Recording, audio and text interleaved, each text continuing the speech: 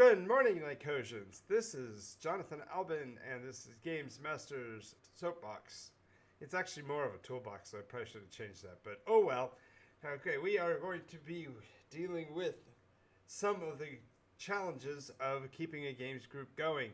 The idea here is that when you think about play and appreciating and enjoying what you're doing, you don't think too much about planning. You think about the very execution of it being rather whimsical and random and, hey, let's just play, And the reality in a role-playing game system, especially if you are building towards a series or a saga, you're trying to keep people on the same track over a longer period of time. And in many cases, that's very difficult to do. Now, there are some really important methods for doing so, and we're going to be sharing those today. If you haven't yet, make sure you click on the links down below. Follow us on Twitch and follow us on I'm losing my mind. Follow us on Twitch and make sure you subscribe on YouTube.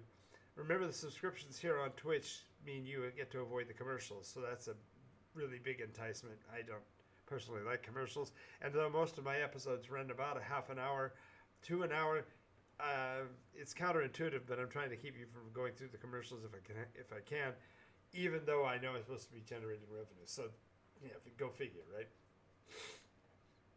So the idea of boosting player retention really is, how do we keep people playing? And of course, the obvious thing is that, well, people like to play, so sure. The big challenge really is that role-playing games tend to have a bit of a burden to the player because they have to track their character sheet down, and they have to find the materials and got to grab their dice and so on. And so it's more of a burden than just the seemingly spontaneous, just show up and start playing. So today we're going to talk about several of the methodologies we can utilize to keep our games groups going. And one of the first ones that we really want to think about is the amount of energy and enthusiasm you have when you're playing your game. Man, if you can get people pumped up, they're going to be excited about doing it. So definitely want to keep an energy level up. One of the biggest challenges on doing videos is there is a energetic level difference between presenting about games and actually teaching about games, and I sometimes confuse the two, and my episodes get boring and slow and uninteresting only because my energy level isn't as high.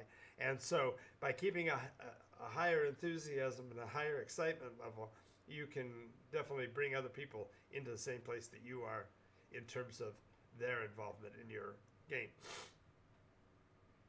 The energy is an interesting term, because when you speak of keeping your energy level up, this is a matter of active energy.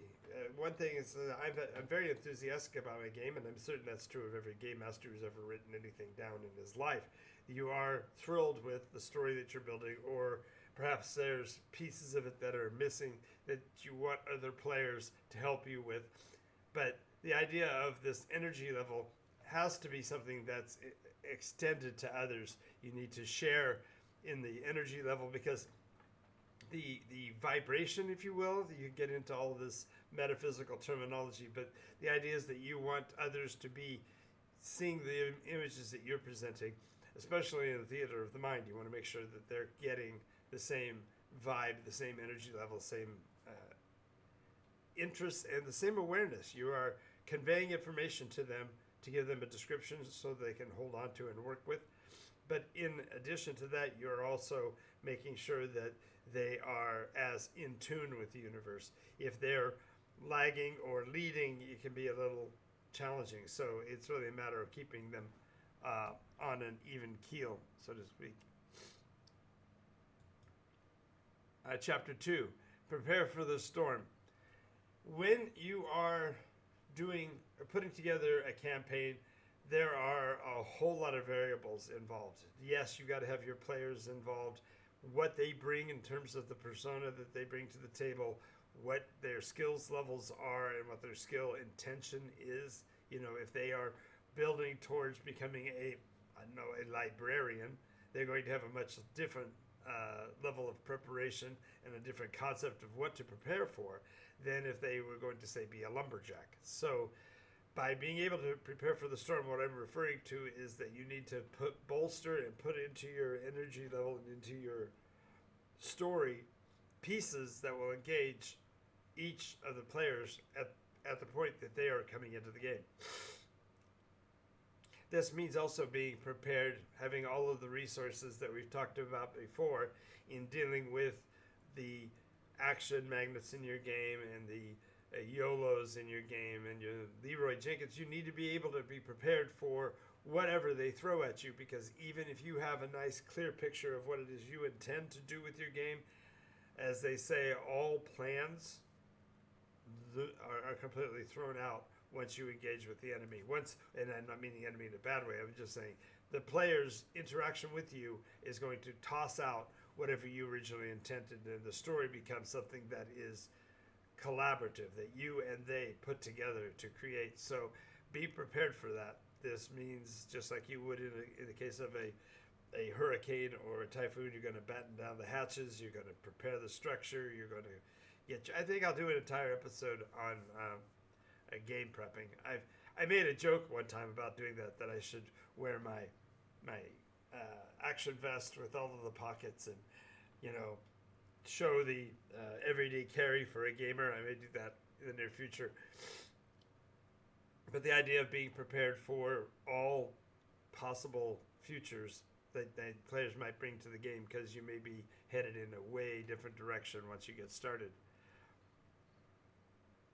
This preparation also means to be mentally prepared. You have to,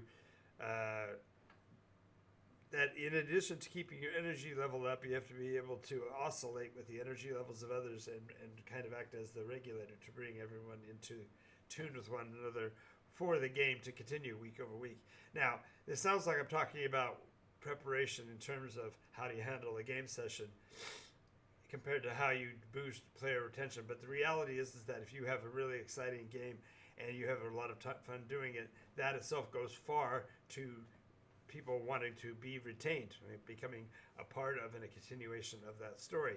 If you don't do this preparation, then you are going to miss out on some of the benefits, and players who don't reach that level of energy, that level of enthusiasm, simply will find other things to do on following weeks. So that preparation is preparation to retain, because when you have all of the stuff together, when the players literally you need it, it's there within the story, then you've actually done your bit to improve your retention.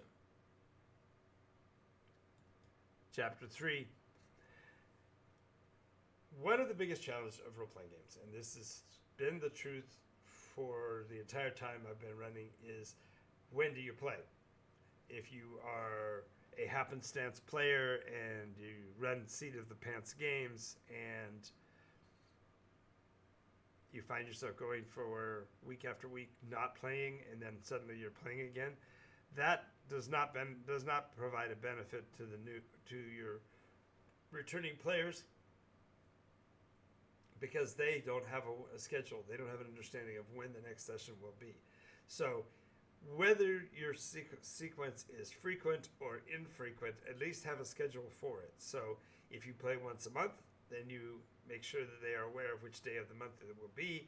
You promote it, you remind people, and by having a solid schedule, the players can become they can start to depend on it. And players who play role-playing games on the campaign side, the longer, whether it be a series or a saga, the idea that they are going to be playing more than just a one-shot itself is an appealing thing. So having a solid schedule of once a month on Tuesday, first Tuesday of the month, or whether it be on the 17th of the month, regardless of what day it is, or perhaps, as I do much more frequently, you run once a week on Mondays or whatever.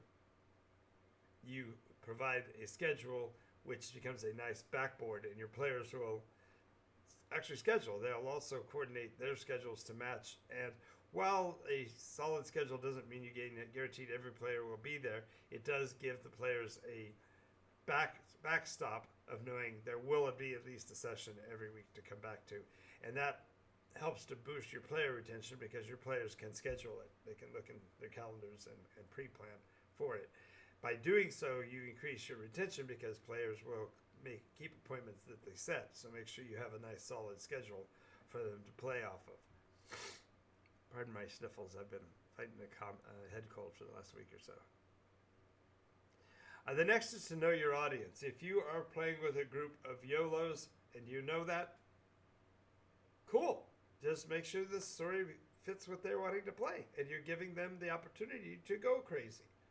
If they are very idea-oriented and they want to follow a theme or a story, then do that. Provide them that opportunity as well. Because when you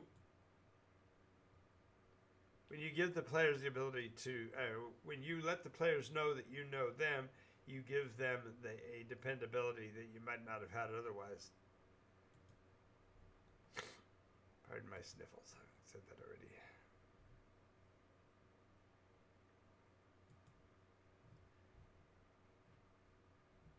Next, I've got my buttons all out of order here. Pardon me.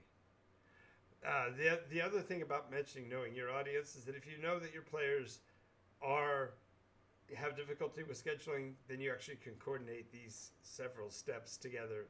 You can be more prepared by having an idea of what the schedule will be, so you can let the players know, and then knowing your players to be able to determine the likelihood of them holding on that on that date, and so on. So these are all feed together, but this idea of knowing your audience has more to do with providing.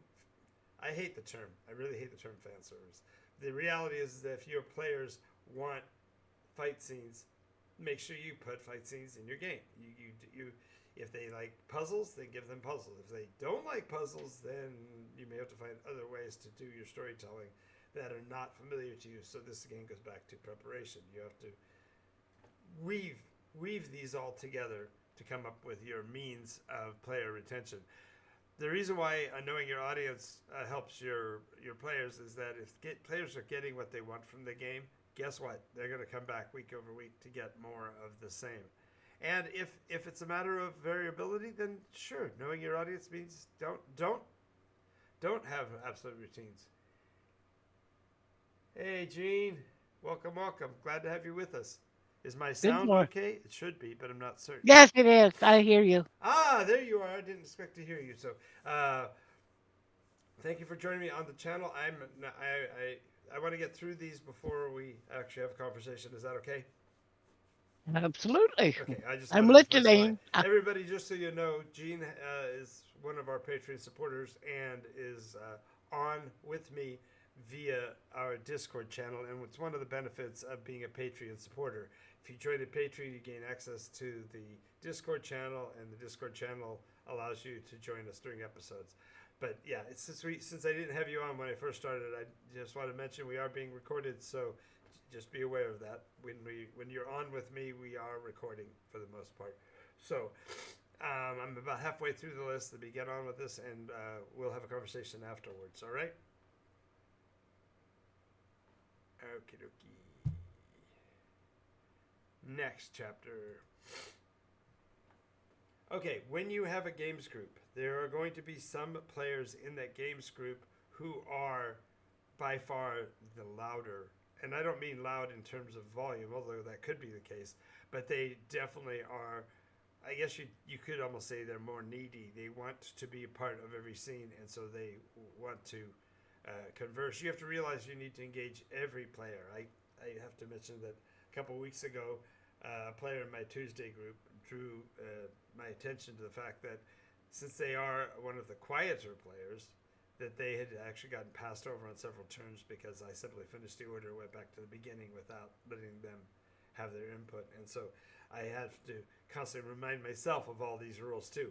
If you want to retain a player, this gentleman, by the way, had been with our group for almost a year, and then his schedule pulled him off, and we didn't see him for 6, 8, 10 months. So in terms of story, the persona, the character was still in the story, but he had not been involved with any of the action for months and months and months and months. And so when he came back, the advantage of the injunction meant they could just catch him up, and he could continue to play. But I had gotten used to him not being there, and so I had actually fallen off of this point here, and that is you have to engage every player at the table. If you're looking to retain players, they have to get from the game what they're looking for, right? So you have to make sure that you draw that player into the story, and that's fine, Doonfish. You don't have to join us in the voice chat. Just wanted to let you know it was a possibility, and glad to have you with us. And thank you for making yourself known. So everybody, where's my bell? My bell's dead today. There we go. We've got multi viewers. Yay! So this idea of engaging every player, they came to play. They didn't come to just sit and listen. Now, arguably, there are some wallflowers perhaps that are not enthusiastic about being drawn into the action. But by at least engaging with them and letting them know that you're aware that they're there, you are providing them with their piece of the action, and this definitely builds retention. Now, I have groups that have gone as big as 16, 17 players in a session, and most game masters, their eyes frost over when you say 6. So the idea of running so many players is antithetical to many people, but the reality is that you can handle a lot larger crowd than you think if you're able to provide some form of engagement to every player. Now, in the case of the 17 players, I actually sat in a chair that could spin on its axis and literally just walked in a circle constantly throughout the entire session. So that was a fun thing. But the issue is that the engagement is really the key. You have to make sure that the players feel like they are part of what's going on. Chapter the next. Learning to read the room. There are times when you are busy with so many players that your ability to be attuned to everyone falls off. And this learning to read the room really means be aware of when something that's happened in scene has impacted other players. I'm reminded of our Tuesday group again. We had a situation where one player offered an item that they had to another player, and then that player basically destroyed the item or made the item of no effect. And there was a noticeable vacuum in the room after that, because the one player who had loaned the item was sad. He was psychologically dealing with the loss of that item. Now, it wasn't intended so to be, and the player who had felt the loss didn't make any scene out of it. He was instead just trying to deal with his own grief.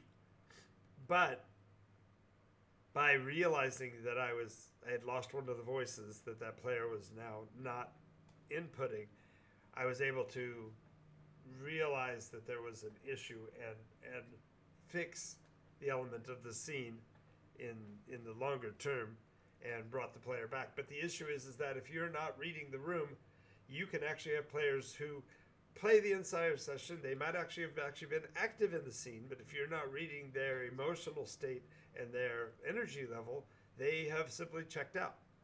And at the end of the session, you might lose that player. They might not come back.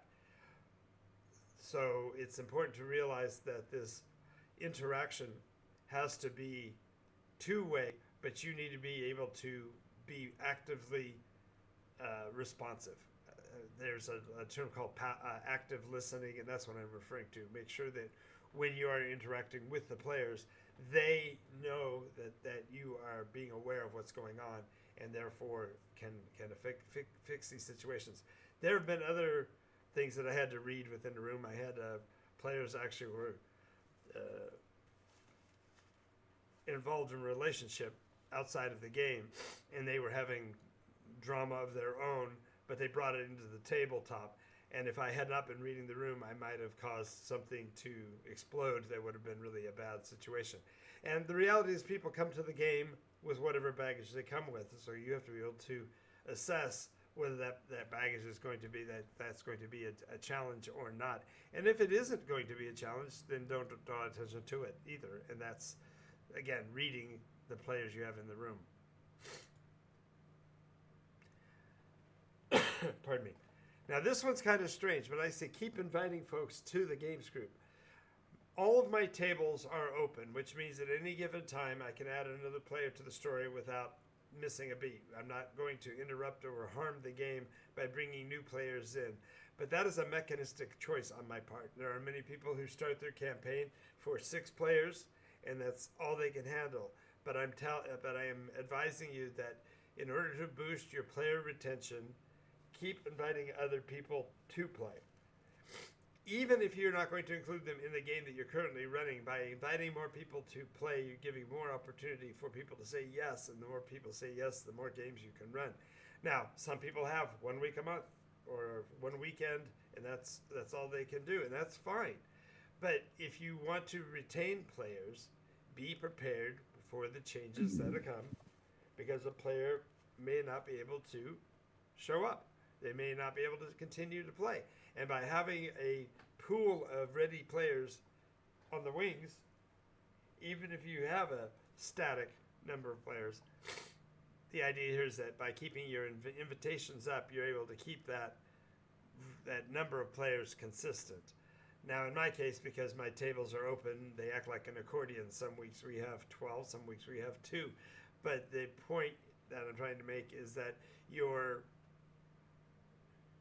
I have had a lot of players. Let me say this way: I've had a lot of game masters who ask, how do I do it? How do I keep games going week over week over week? And the honest truth is that you never know how many players you're going to have per session. Yes, you could have a nice dedicated group, but all it takes is one schedule change, and suddenly half of them are not there anymore. So by having a roster of current players and potential players, you can keep the overall volume around the same. And I think this is really kind of important. When you speak of keeping player retention, you're talking about the number of people at the table, maybe not consistently the same players. And this may be a hard thing to hear, but if you're a game master and your same players don't come back week over week, don't see that as a bad thing. It just means that you might need to figure a few of these elements out. Find out what maybe the issue is. Perhaps they have an unstable schedule. Maybe they do have issues and dramas that you missed, so therefore you simply didn't know your audience that well. The idea is that you need to keep feedback going. We'll get more to that here in a minute, but this means you really need to track your game progress. And the World of Nykos, because it's such a long tail story, I have a checklist known as the purpose. And the purpose is a poem that outlines all the things that need to happen within an iteration for that iteration to have reached its conclusion. It's not a backbone in terms of telling players in what order they must do things.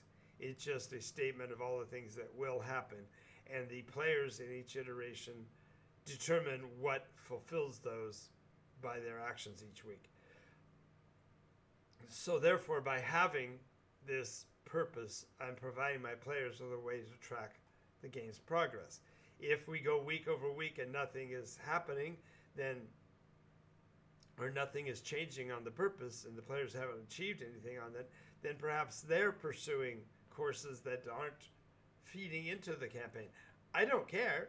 It doesn't matter. I had one entire iteration where all of my groups ignored the purpose.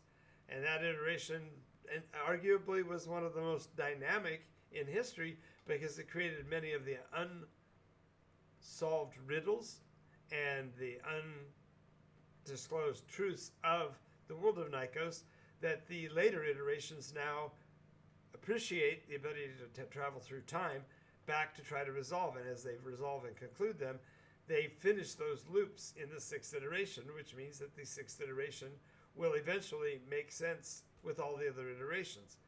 But by having a means of tracking your activity, you can let the players feel the impetus of conclusion, what they need to do to finish off the story, so to speak. And this actually, ironically, is a great way to build player retention because they want to know the end of the story. They want to know how, what does the raising of flagons have to do with the story of Nikos, or which demons are banished, and there were demons in the story. I didn't even know there were demons in the story, as examples. But by having a means of tracking your game's progress, you're giving your players kind of a roadmap, not necessarily in a linear pathway of what must happen when, but simply that these things must occur. And our final point for today is finish what you start. And that is closing loops. And as I mentioned, in the 6th iteration, there were a lot of loops that were unclosed. That had everything to do with the fact that I was running many groups at that point in time, my son's groups included, that were running within much closer series than the full campaign. They weren't playing, for example, to work on the long story arc of Nikos. Instead, they were going after a specific item, running a small series. I physically moved several times during that iteration, and so those physical moves impacted my games groups, and therefore the starting point kept changing.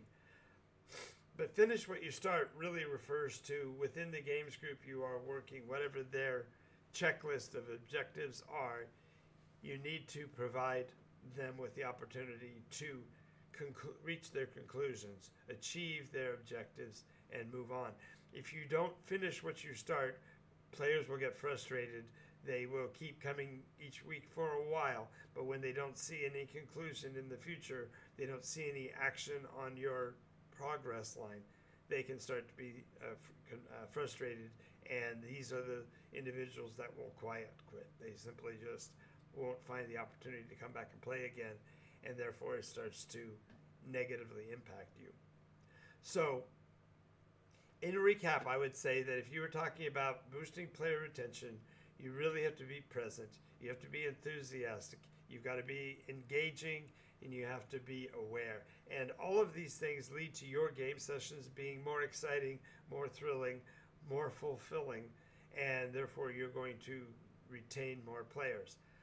Now, I do want to mention the Nikos storyline being 6 years long is a burden that quite a few players simply cannot see themselves doing. But with Jean as a testament here, bless her heart, Jean has been a player throughout almost 2 complete cycles. She started in the middle of one, concluded that one, started a second one, played through all of it, and now she's on to the next. So she's technically almost full circle from where she started in the beginning of the very first iteration of the 7th iteration, and here we are approaching the midpoint of the 9th. So the point I'm trying to make is you can retain players over a longer duration. Jean's been here closing in, I think, 10 years, 11 years, something like that. And, Yeah. and so she